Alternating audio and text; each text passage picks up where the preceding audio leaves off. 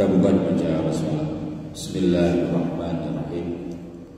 Assalamualaikum warahmatullahi wabarakatuh.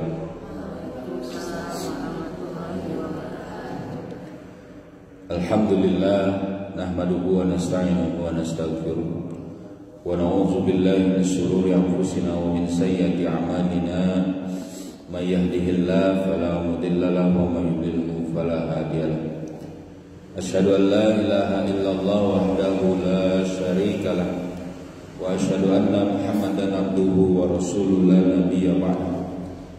Allahumma shalli ala sayyidina Muhammad wa ala ali sayyidina Muhammad. Rabbi ishrah li sadri wa yassir li amri wa hlul 'uqdatam min lisani yafqahu qawli.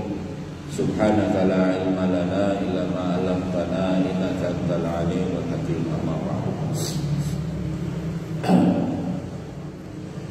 Alhamdulillah, segala puji hanya bagi Allah.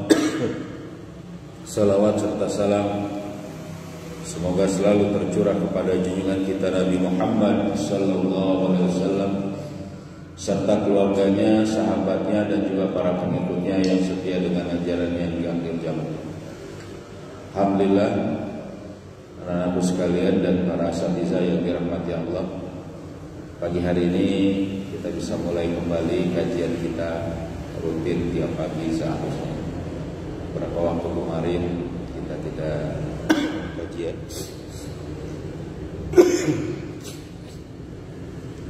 Coba, ayo, segar. Iya, apa yang tadi pagi ya. Kita bahas di sini kitab atau buku hikmah-hikmah bertutur.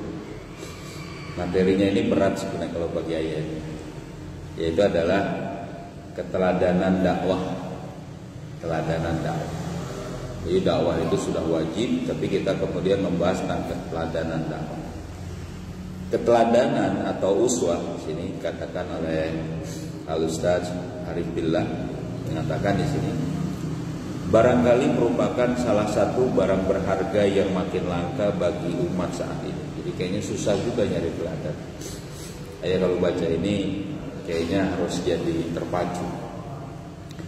Setelah Rasulullah SAW yang paling dinyatakan sebagai teladan terbaik, uswah hasanah. Jadi siapa teladan terbaik bagi umat manusia dari seluruh zaman, baik dari manusia pertama sampai manusia terakhir, itu adalah Rasulullah SAW. Laqad kana lakum fi Rasulillahi uswatun hasanah.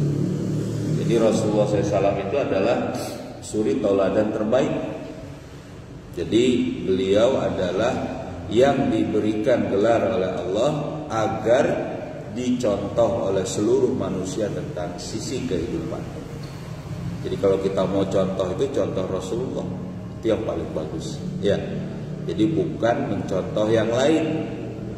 Mencontoh apalagi mencontoh bintang film, mencontoh ya, pemain film bintang Korea dan sebagainya, kafir, nggak jelas. Ya. Nah, jadi contoh itu Rasulullah SAW. Ya. Disusul generasi para sahabat. Jadi setelah Rasulullah seperti itu, disusullah kemudian oleh generasi sahabat yang disebut baginda Nabi SAW raksana bintang-bintang. Jadi bintang ke bintang. Kan nujum, as-sahabi kan nujum, kata Rasulullah SAW.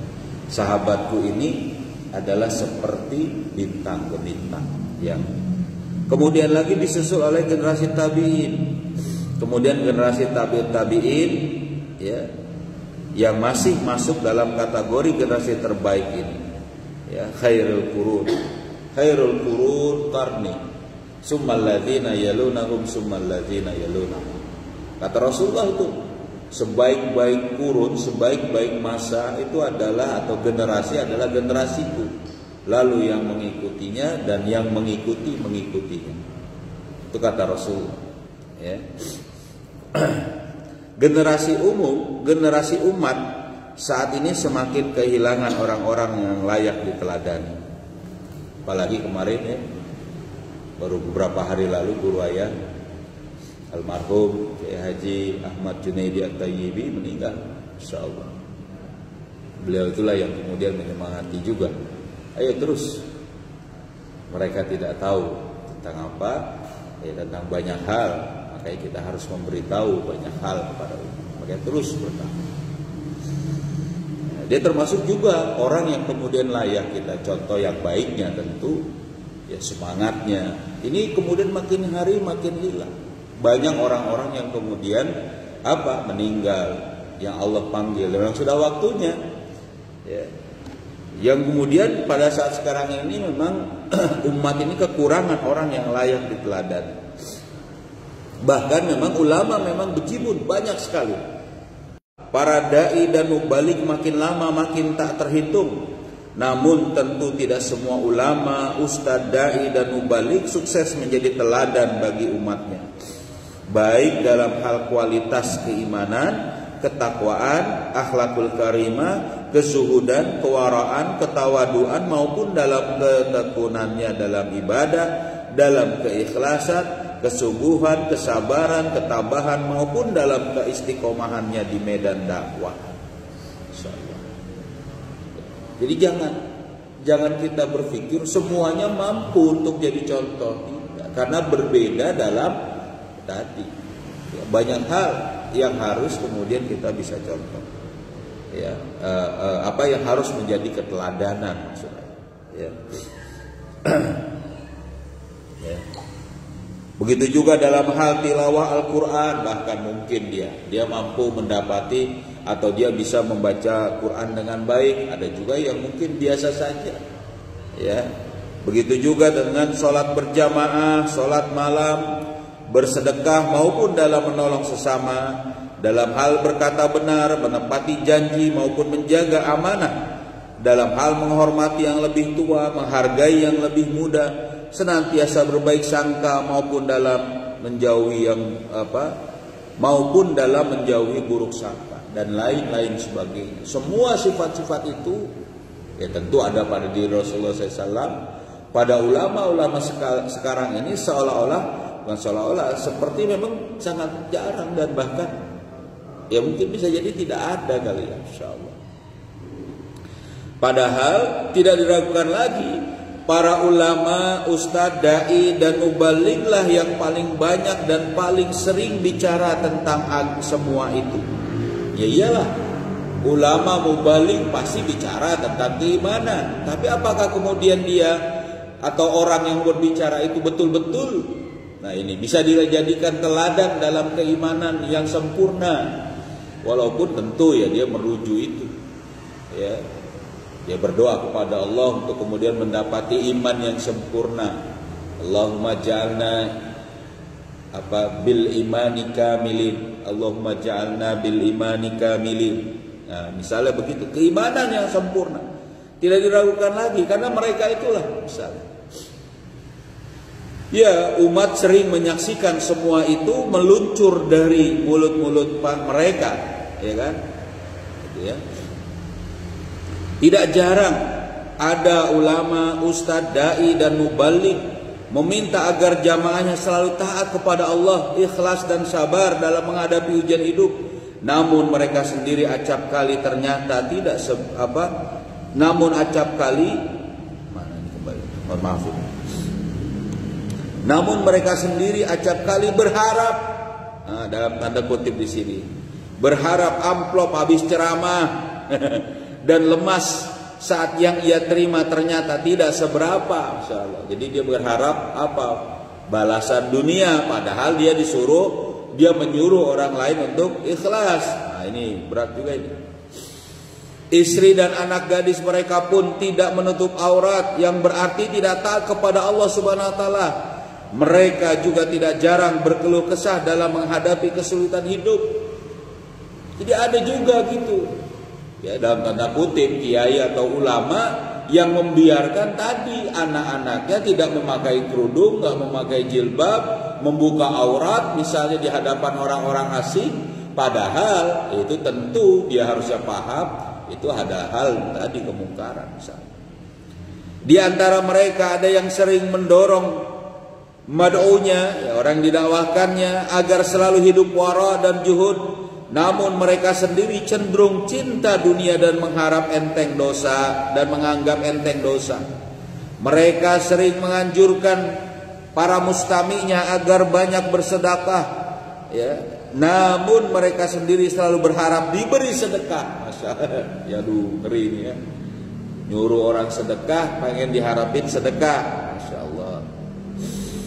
Karena merasa sebagai pejuang di jalan Allah Subhanahu wa taala. Tidak jarang pula mereka memotivasi jamaahnya agar sering sholat malam, banyak membaca Quran dan melakukan ibadah-ibadah sunnah.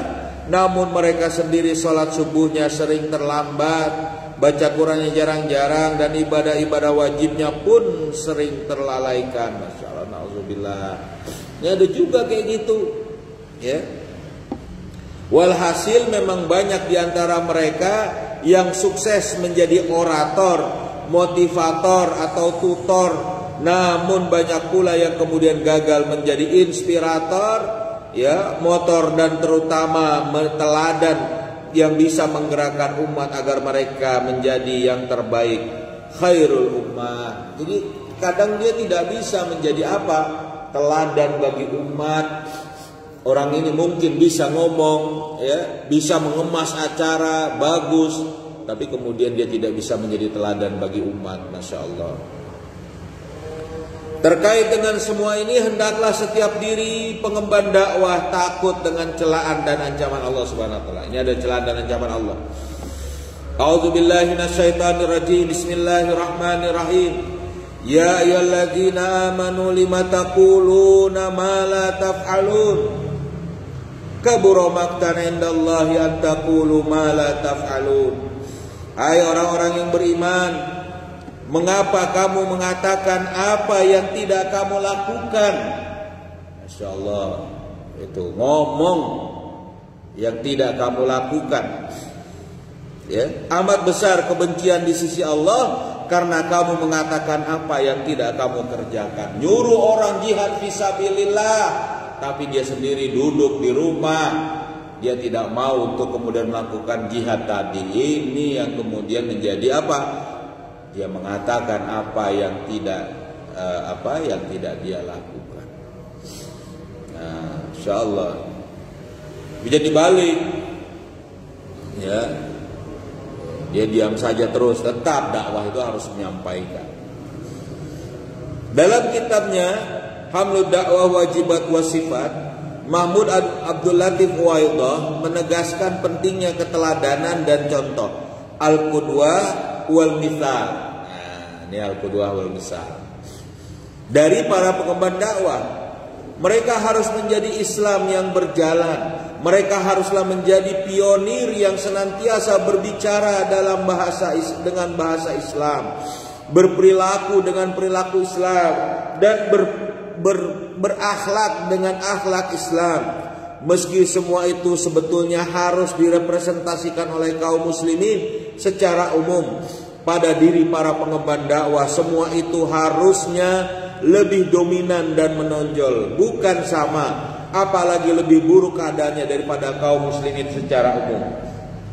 Ya, sebab jika demikian tentu mereka tidak pantas disebut pendakwah, mereka malah lebih banyak untuk didakwahi. Jadi kalian kan sudah paham nih, berdakwah itu wajib, mengemban dakwah itu wajib, kewajiban sama seperti kewajiban sholat, sama wajibnya dakwah itu. Lalu gimana? Tetap orang yang berdakwah ini harusnya di atas rata-rata dari orang yang didakwahi. Gitu loh. Kalau dia di bawah rata-rata orang yang didakwahi, namanya apa? Ya dialah bukan pengemban dakwah, dia yang orang yang harus didakwahi. Makanya kita harus menjadi contoh bagi mereka, bagi orang-orang yang kita dakwah. Seorang guru, nah ini idealnya ya, idealnya. Ini seorang guru, idealnya lebih pintar daripada muridnya. Seorang pimpinan harusnya lebih memiliki keunggulan atas apa yang dipimpinnya. Minimal ngertilah tahu misalnya rakyatnya lagi sakit, lagi sengsara, lagi susah cari duit, susah makan, nah dia cerita, yang tanggung jawab dia harus dia atur, dia cerita, dia nonton sinetron terus. Gimana ini kan? Masya Allah, malah cerita-cerita sinetron. Aduh, nah itu dia. Jadi seorang guru dia harusnya tadi secara ideal ya lebih pintar dari muridnya. Seorang pimpinan harusnya lebih memiliki keunggulan atas yang dipimpinnya.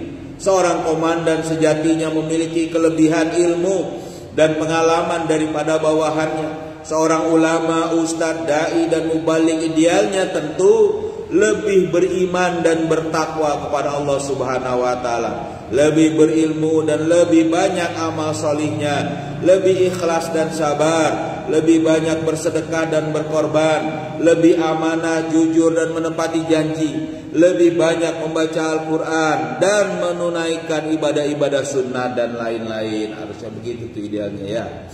Mudah-mudahan kita bisa jadi ini ya. Nanti anak-anak sekalian tuh harus bisa. Bukan karena pengen dicontoh dilihat oleh orang, tapi memang begitulah Allah perintahkan. Ada. Jadi biar ikhlas lillahi ta'ala. Tentu ini dibandingkan dengan objek dakwahnya. Itulah yang selalu tercermin pada diri baginda Rasulullah SAW. Tuh contoh tadi, laqad kana lakum fi Rasulillahi uswatun hasanah. Itu tercermin semua itu pada diri Rasulullah SAW. Tercermin pada diri sahabat, as-sahabi kan nujum, kata Rasulullah SAW. Sahabat itu seperti bintang yang bisa memberi arah petunjuk. Tuh, ya. Dan juga generasi salafus saleh terdahulu. Perilaku mereka selalu merupakan perwujudan dari seruan dakwah mereka. Tindakan mereka tidak pernah mendustakan ucapan mereka, selalu seiring sejalan, sebab mereka tentu sangat memahami bahwa berdusta adalah dosa dan merupakan salah satu sifat orang munafik. Nauzubillah, berdusta dia. Ya. Karena ini adalah tadi dusta itu adalah sifat orang munafik. Mereka sangat malu dan takut dengan sindiran sekaligus ancaman Allah Subhanahu wa taala. Ini Allah menyindir dan ancaman. Ya, kalian sudah belajar di sini. Dalam surat Al-Baqarah ayat 44. Ya, a'udzubillahi minasyaitonir rajim. Atamuruna an-nasa bil birri wa tansawna anfusakum wa antum tatlunal kitab. Afala ta'qilun? Mengapa kalian, hei ahlul kitab, ini contoh, ini pada waktu itu Yahudi kan, tapi ini menjadi bentuk umum yang sudah dijelaskan dalam tafsir ya, tafsir yang sudah kita pelajari. Bagaimana? Dikatakan di sini, mengapa kalian menyuruh manusia berbuat kebaikan, tetapi kalian melupakan diri kalian sendiri, padahal kalian membaca Alkitab. Tidakkah kalian berakal? Mikir, ada otak nggak? Gitu. Kita nggak dapat otak ya kemarin. Kepalanya selalu dikasihkan ke yang lain. Iya, bukan otak itu maksudnya. Kamu tuh berakal nggak, mikir nggak, ngerti nggak? Nyuruh orang yang kemudian itu adalah suruh berbuat baik, kalian sendiri tidak menjadi orang baik. Nah ini nggak boleh. Ya, nggak bagus. Mengutip Ibnu Abbas dan Ibnu Juraih, dalam kitab tafsirnya Imam Al-Qurtubi menyatakan, ayat ini terkait dengan perilaku para ulama Yahudi di Madinah. Mereka menyuruh umatnya untuk mengikuti mereka dalam mengamalkan Taurat, tetapi mereka sendiri mengingkarinya, terutama ketika mereka mengingkari sifat-sifat Nabi Muhammad sallallahu alaihi wasallam. Masya Allah. Jadi suruh ngikutin Taurat, pada saat Taurat kasih sifat Nabi Muhammad sallallahu alaihi wasallam, ya, dia malah mengingkari. Gimana ini? Nah, yang digambarkan dalam Taurat itu, ya, tentu di situ adalah sifat-sifat Nabi Muhammad SAW. Mereka selalu mendorong umatnya untuk senantiasa mentaati Allah Subhanahu Wa Taala. Namun mereka sendiri yang sering terjatuh ke dalam kemaksiatan kepadanya.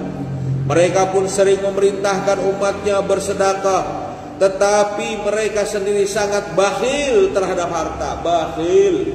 Sangat cinta harta, tidak mau dia berikan kepada orang lain. Masya Allah. Ya. Terkait dengan perilaku demikian, Abu Umamah menuturkan bahwa Rasulullah SAW pernah bersabda, sesungguhnya orang-orang yang biasa menyuruh manusia berbuat baik, tetapi mereka mendapatkan diri mereka sendiri atau tidak melakukannya, akan dilemparkan ke dalam neraka jahanam. Lalu mereka ditanya, siapa kalian? Mereka menjawab, kami adalah orang-orang yang saat di dunia banyak menyuruh manusia berbuat baik, tetapi kami sendiri tidak melakukannya. Insyaallah. Ini dalam tafsir surat Al-Qurtubi, dalam tafsir Al-Qurtubi juz 1 halaman 360. Itu.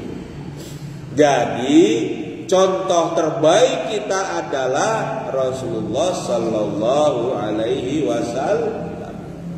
Ya, makanya kita lihat itu. Walaupun tentu bagi kita yang berpikir disindir oleh Allah, jadilah yang terbaik, yang lebih baik. Kalian dapat amanah dakwah, kalian dapat amanah misalnya mengelola dakwah. Ada adik-adik yang kemudian dalam halqahnya, ya, ada adik-adik yang kemudian dalam tadi misalnya pengajian-pengajian yang dipegang, nanti mungkin anak madrasah, ya, nanti mungkin anak-anak TK, atau mungkin siapa nanti adik-adik yang baru. Ya kalian harus lebih baik, tapi suruh dia ini mencontoh Rasulullah Sallallahu Alaihi Wasallam. Makanya ajarkan tentang sifat-sifat Rasulullah. Nah, ibu saya ya nggak bisa, saya disuruh pakai kerudung. Wah, ayah sendiri nggak pakai kerudung. Wah, gimana dong? Kacau kan kalau misalnya kayak gitu. Ya, nggak ngerti juga dia dengan hukum. Ya nggak bisa lah ya pakai kerudung kan gitu. Nggak boleh. Nah, makanya disuruh mereka ini mencontoh Rasulullah. Paham? Ada yang terbaik.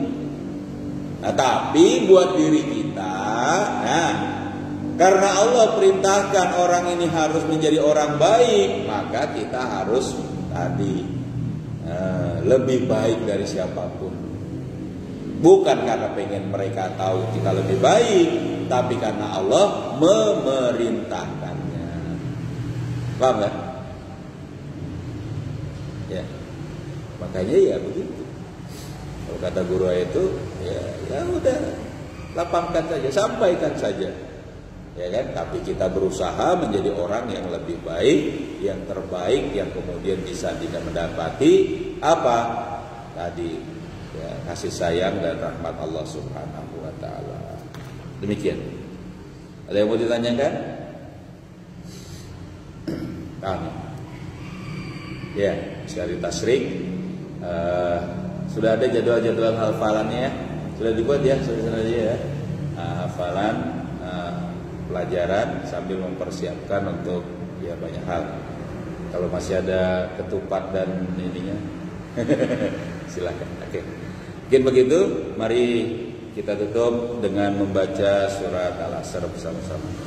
Bismillahirrahmanirrahim. Wal asri innal insana lafi khusrin illa alladziina amanu wa 'amilus solihati wa tawasau bil haqqi wa tawasau bis sabr. Subhanakallahumma wa bihamdika asyhadu an la ilaha illa anta astaghfiruka wa atubu ilaik. Assalamualaikum warahmatullahi wabarakatuh.